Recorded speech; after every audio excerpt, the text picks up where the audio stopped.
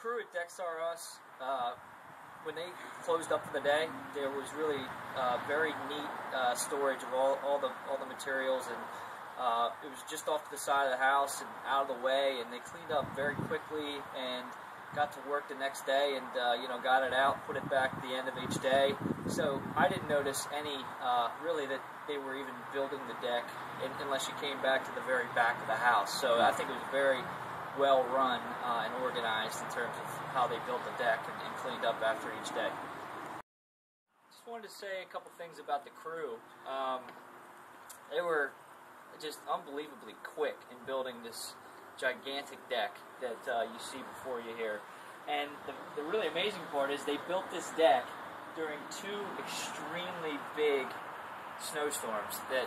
We had accumulations of in excess of 8 feet of snow, both storms. So their work was increased because every time they came out to work, the next day that they were able to even drive out here, we had to dig out this entire, from whatever they did the week before, and start all over. We had piles of snow around this deck as it was being built, and it was built literally in the middle of the winter and ready the first day of spring. So the crew worked amazingly fast and hard to build this big deck.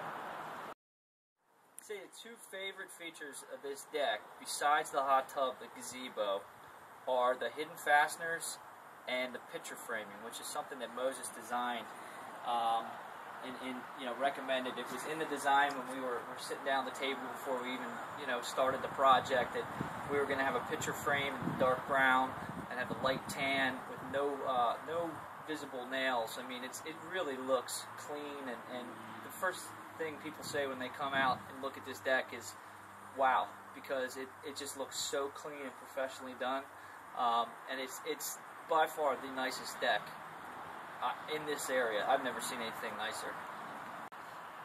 How easy it was for us to get the permits and the design process. The permits, I actually didn't do anything myself. The guys handled everything, and there was really nothing to do on my part.